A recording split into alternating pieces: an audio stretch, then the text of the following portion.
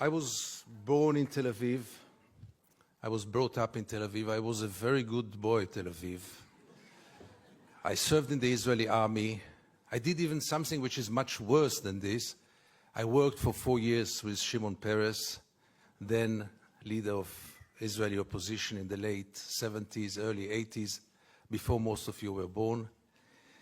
And it was only by the late 80s when I started to travel to the occupied territories quite accidentally, when I realized, as a journalist, when I realized that the biggest drama of Israel is taking place half an hour away from our homes, in our dark backyard.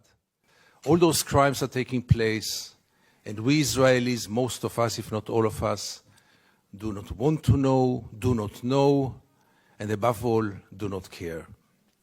And it took me many, many years to understand how come. How come that a society, some of you met Israelis, they are not monsters. Every catastrophe in the world, the Israelis are always the first one to send rescue teams with field hospitals. Many Israelis would help any old lady to cross the road many times, even if she doesn't want to cross the road. People with values. How come that this society lives for so many years with this drama in its backyard and feels so good about itself and has so little moral doubts, if at all? How is it possible? How is it possible that most of the Israelis, if not all of them, are deeply convinced that the IDF is the most moral army in the world? Try to tell an Israeli, and I tried it once or twice, you know what, maybe it's the second moral army in the world. Maybe the army of Luxembourg is more moral. I don't know if Luxembourg has an army at all. They will be deeply offended. How can you dare? How come that when this reality is taking place so close to our homes, not over the oceans, but just half an hour away from our homes, how come that we live in peace with it, that we continue with it, that there is no resistance, almost nothing? And here I want to object to what my friend Miko said. When I got first the invitation to come here, the first words were Israel lobby. I said, wow, they invite me. AIPAC is inviting me. And then I said, that's the chance of my life. And I'm going to come there to Washington and to tell them, listen, with friends like yours, Israel does not need enemies. But unfortunately, but then I continued to read, and I read that I'm privileged to be invited to another forum, not exactly AIPAC, and even not the Anti-Defamation League. But I can say it from here, Miko. I think that we are dealing with a corrupting friendship. I think that if it wouldn't be the Israel lobby, Israel would have been today a better place to live in. Israel would have been a more just place. And I think that if it wouldn't be the Israel lobby, the United States would have been a better place and a more democratic place. But it's not for me to judge the American politics. And still, by the end of the day, we are dealing with an enigma, because nothing can really explain it. Nothing can explain how administration after administration, legislators after legislators, are going in the very same way, which contradicts American interest in so many cases, which contradicts international law, human rights, moral values, you name it. Can it be only this small group, as powerful as it is? Is it the full explanation? I doubt it, but that's for you to decide, not for us in Israel. But for us in Israel, or at least for me, it is very clear. Think about a relative of yours or a friend of yours who is, God forbid, a drug addict. There are two ways to deal with him. One is to supply him with money and he will go and buy more drugs. He will be very grateful to you. He will appreciate you. He will tell you, you love me, you are my friend, you are my best friend. The other way is to send him to a rehabilitation center. He will be so mad at you. But what is real care? And what is real love? And what is real friendship? And does anyone in this hall have the slightest doubt that Israel is occupation addicted? But, and therefore for me, this conference here is so crucial and so important. Because we have to face reality. And reality is that there is no chance for a change from within the Israeli society. No way. I'll try to explain why. But if this is the case, the only hope is for an international intervention. And the only hope is from this place, from Washington, from the United States, from the EU, only from there. Because the Israeli society is by far today too brainwashed. Really to believe that 5 million Jews know better than 6 billion people of the world? Really believe that 5 million Jews will be able to continue to live on their sword forever? Is there one example in history in which any country lived on its sword forever? Empires? Really believing that in the 21st century it is acceptable to ignore the international law in such a way, to ignore the international institutions, and to rely only on the United States and Micronesia. Let's not forget this friend of Israel. And recently also Czech Republic. Thank you, Czech Republic. And Canada, your neighbor, obviously. Does it work? Had it ever worked? So therefore it is so crucial for people like me to see any kind of change here in the United States. And we jump on any sign. When J Street was established, we say, yeah, here it comes. And it didn't come. When Obama was elected, I had tears in my eyes. I said, here it comes. And it didn't come. And when I see conferences like here today, again, it gives me some hope that change might happen. Because change will have to take place here. In Israel, it's a lost case. Forget about it. The Israeli society had surrounded itself with shields, with walls, not only physical walls, but also mental walls.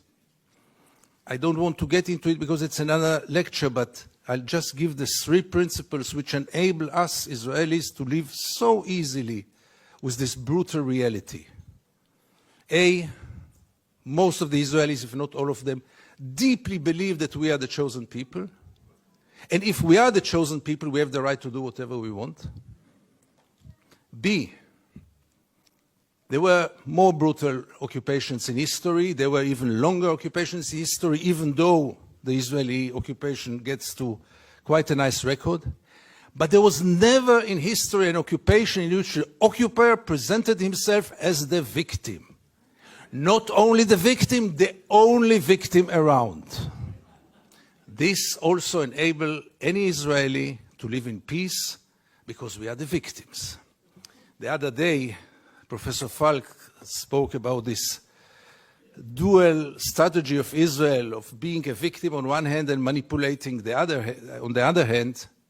After what happened in Paris and in Copenhagen with the terror attacks, Benjamin Netanyahu came with the notion all the Jews must come to Israel. It's the safest place for the Jews in the world. It's a shelter for the Jews in the world.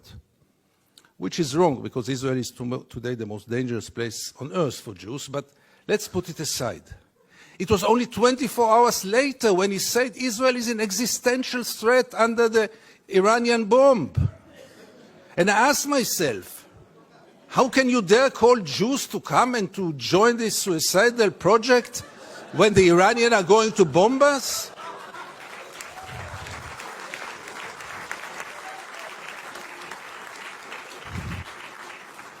But in Israel, everything goes, and both declarations were accepted as the only truth. And here I get to the third set of values which enable us Israelis to live in peace with the occupation. And this is maybe the most crucial one and the worst one. We say victimization, we say chosen people. When I say victimization, it goes without saying we have to mention the Holocaust and the unforgettable Mrs. Golda Meir that the American jury had exported to Israel. She said once, this unforgettable woman, that after the Holocaust, the Jews have the right to do whatever they want. But the third set of values is the most dangerous one, and this is the systematic dehumanization of the Palestinians, which enable us Israelis to live in peace with everything, because if they are not human beings like us, then there is not really a question of human rights. And if you scratch under the skin of almost every Israeli, you will find it there. Almost no one will treat the Palestinians as equal human beings like us. I once wrote that we treat the Palestinians like animals, and I got so many protest letters from animal rights organizations. Rightly so. But by the end of the day, how many Israelis did ever try for a moment to put themselves in the place of the Palestinians for a moment, for one day? And I want to give you two examples which will demonstrate it. Many years ago, I interviewed then candidate for Prime Minister Ehud Barak. And I asked him a question which I try to ask in any occasion. Mr. Barak, what would have happened if you would have been born Palestinian? And Barak gave me then the only honest answer he could give me. He said I would have joined a terror organization. What else would have he done? Would he become a poet? He doesn't know to write poems. Would he become a pianist? He's quite a bad pianist, and I doubt if he would have become a collaborator, because he is a fighter.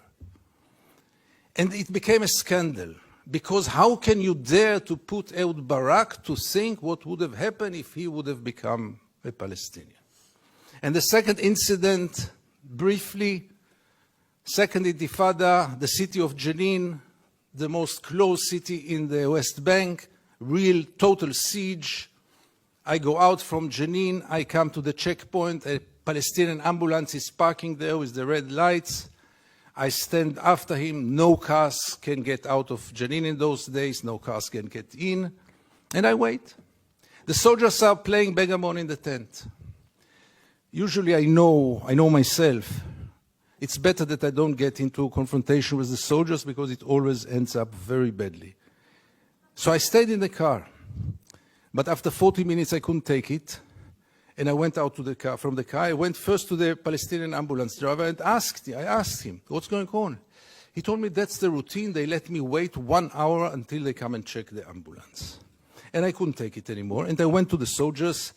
It became a confrontation. But the question that I asked them, which really brought them to direct their weapons toward me, was one. What would have happened if your father would have been lying in this ambulance? This freaked them out. They lost control. How can I dare to compare between their father and the Palestinian in the ambulance?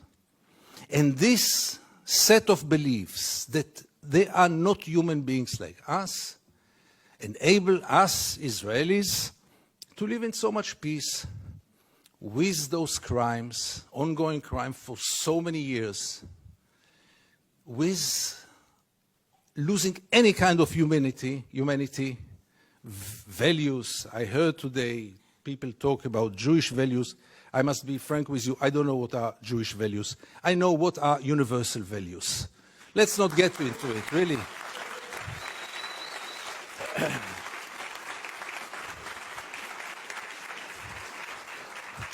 There are very clear universal values. And there is a very, very clear international law. But for most of the Israelis, international law is very important.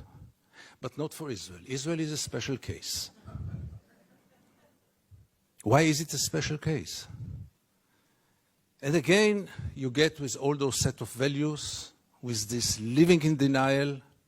And here I want to get back to the topic of our panel. Is it good for Israel?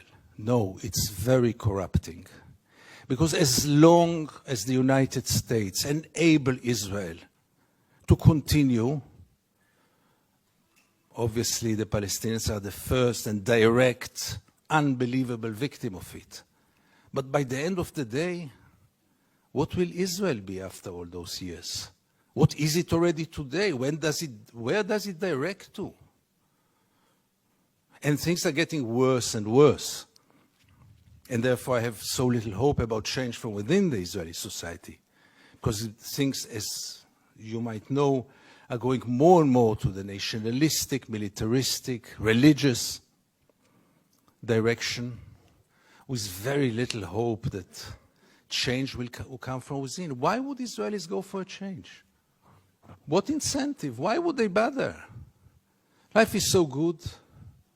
You should have seen Israel in the days when Gaza was bombed, when the beaches were crowded, the helicopters were passing on their way to bomb Gaza. The Israeli TV hardly showed photos from there. Newspapers hardly wrote anything. I wrote one article about the responsibility of the pilots, and I needed to use bodyguards to get out of my home after this. The problem was, by the way, that the bodyguards were settlers, and they argued with me all day long until I saw that I'm much more secure without the bodyguards rather than with them. But the last war in Gaza, and this will be my final remarks, the last war in Gaza taught us also that Israel, which has three regimes today, maybe the only country, the only state in the world with three regimes, one for the Jews, one for the Arab citizens, and an apartheid regime in the West Bank and Gaza, one of the most brutal and cruel tyrannies in the world. But even for the facade, even for this democracy, which I always thought is a democracy for its Jewish citizens, I realized last summer that it is a democracy for its Jewish citizens, but only if they think like the majority. And therefore, and by this I want to conclude, I want to tell you all that few of us, very few, much too few, but few of us are looking to the West, Europe, and then United States, with a great hope, because we lost hope in Israel. Thank you very much.